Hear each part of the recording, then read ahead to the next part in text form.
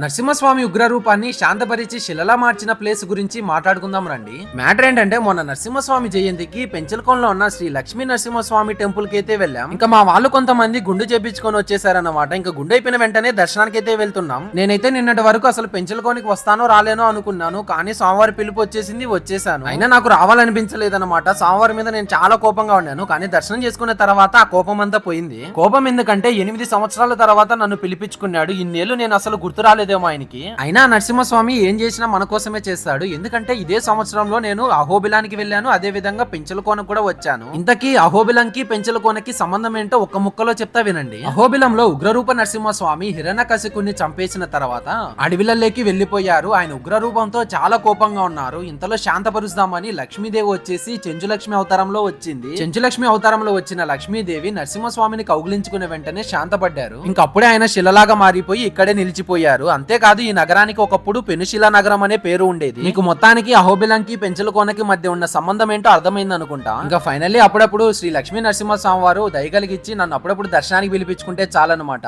నాతో పాటు మీరు కూడా పలకండి, ఓం నమో భగవతే వాసుదేవాయ. ఓం నమో భగవతే వాసుదేవాయ.